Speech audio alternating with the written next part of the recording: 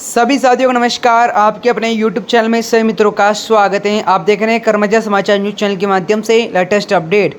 कर्मचारियों के हर प्रश्न का मिलाप उत्तर अधिकतम वेतनमान जाने किस दिन लागू होगा, आरटीओ इतना आएगा। चलिए जानते हैं लेटेस्ट अपडेट को। एडमिशन बड़ा अपडेट इतना बढ़ेगा, चलिए जाने किस दिन से लागू होगा। इस प्रकार चैनल के माध्यम से हम जानने का पूरा प्रयास करेंगे, तो जुड़े रहेगा आपके अपने यूट्यूब चैनल के माध्यम से।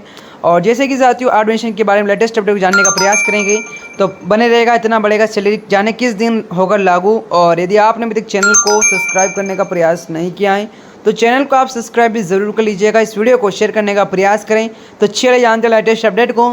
पूरी अपडेट को ज़रूर देखिएगा। जितने भी साथी कर्मचारी जुड़े हैं सभी से मेरा निवेदन है, पूरी अपडेट को जरूर देखिएगा। चैनल को सब्सक्राइब करें। आरटीओ इतना आएगा केंद्र सरकार कर्मचारी के लिए एक महत्वपूर्ण समय आ गया है। आरटीओ इतना वेतनमान आयोग घोषणा कर चुके हैं, जिसका भी इंतजार कर रहे हैं कि जनवरी 2025 से इसके गठन की प्रक्रिया शुरू हो गई है और थी, लेकिन अब तक इसका गठन नहीं हुआ है। यह परिस्थिति सरकारी कर्मचारी के मन में अनेक प्रश्न कर रही है।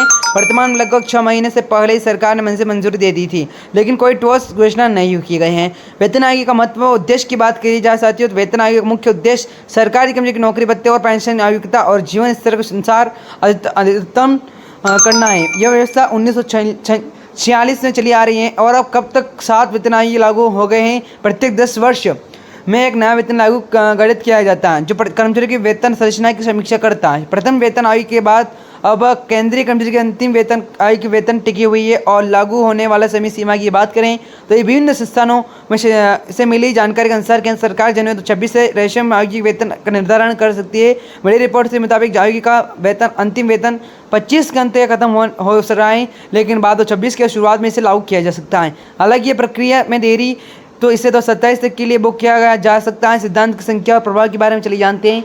वेतन आयोग के लागू होने से लगभग 50 लाख केंद्र सरकार कर्मचारी 65 लाख पेंशन को लाभ होगा। इस प्रकार कुल मिलाकर लगभग 1 करोड़ से अधिक लोगों को की पेंशन और पेंशन में वृद्धि होने की उम्मीद है। यह एक बड़ा कदम होगा जो केवल सरकारी कर्मचारी के जीवन स्तर को बेहतर बनाएगा, बल्कि उनकी खरीदारी शक्ति को भी बढ़ाए रखेगा।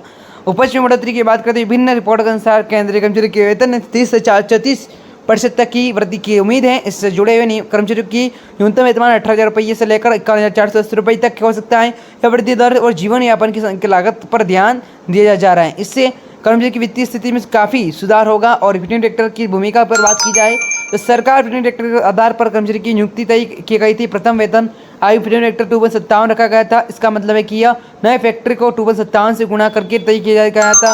इस प्रक्रिया से कैचुअल बिजनेस 0 कर दिया जाता है और फिर नए बिजनेस की गणना शुरू की जाती है।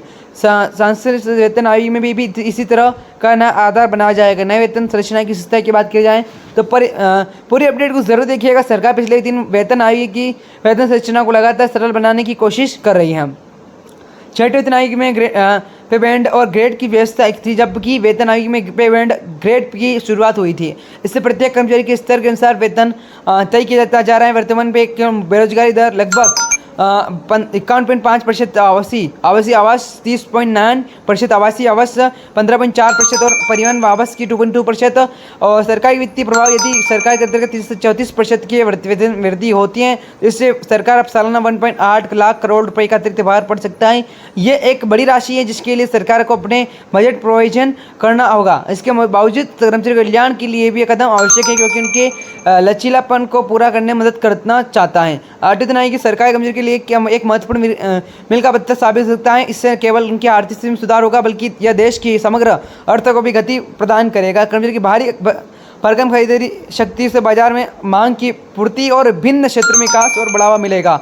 अस्वीकार यह लेख केवल सामान्य जानकारी के लिए वेतन आयोग की वास्तविक घोषणा और उसके नियम सरकारी सूचना अधिसूचना के बारे में अनुसार ही होंगे। किसी भी अंतिम निर्णय के लिए आप सरकारी संशोधन से जानकारी प्राप्त कर सकते हैं। जितने भी साथी कर्मचारी जुड़े हैं सभी से मेरा निवेदन है, चैनल के माध्यम से आपने पूरी अपडेट जानने का प्रयास किया होगा और सरकारी संसाधनों से जानकारी प्राप्त करें और अधिक जानकारी के लिए तो बने रहेगा। चैनल को सब्सक्राइब कर मिलता है नेक्स्ट वीडियो में। जब तक के लिए बने रहेगा। जय हिंद, जय भारत।